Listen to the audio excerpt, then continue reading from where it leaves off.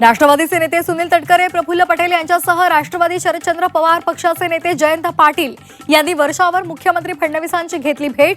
राजकीय वर्तुळात चर्चा तर मतदारसंघातील कामासाठी भेट. जयंत पाटलांचं स्पष्टीकरण. ठाकरेंच्या 6 फुटीर खासदारांनी घेतली अमित शहांची भेट.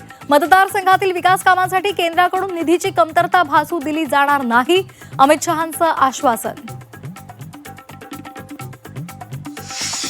पावसाच्या लपंडावामुळे अडचणीत सापडलेल्या शेतकऱ्याला सरकारचा मोठा दिलासा.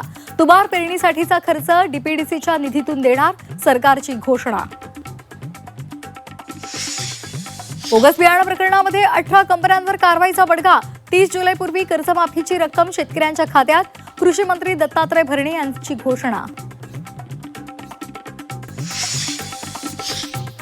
श्रीरामपूर शहरामध्ये आज भव्य निषेध मोर्चा. सर्वपक्षीय नेते आणि विविध संघटना मोर्चात सहभागी होणार.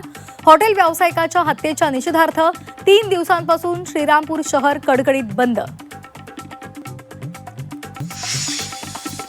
संत ज्ञानेश्वर माऊलींचा पालखीचा आज सातारा जिल्ह्यामध्ये प्रवेश. माऊलींच्या पालखी सोहळ्याचं आज पवित्र नीरास्नान. पालखीचा आजचा मुक्काम लोणंदमध्ये.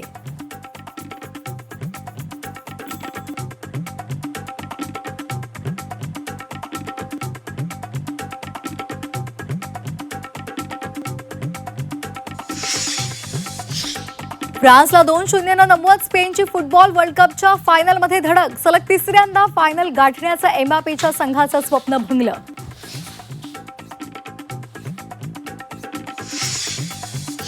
इंग्लंड दौऱ्यात टीम इंडियाचा पहिला विजय. शुभमन गिलची दमदार कामगिरी.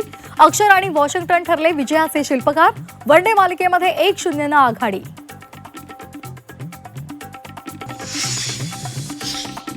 बलुचिस्ताननं स्वतःला घोषित केलं स्वतंत्र देश. 85% भूभागावर ताबा मिळवल्याचा दावा.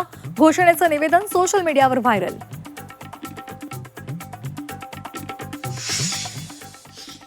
नंदकिशोर गोयंका यांना आज अखेरचा निरोप. सकाळी 11 वाजता निघणार अंत्ययात्रा. हिसारमध्ये होणार अंत्यसंस्कार.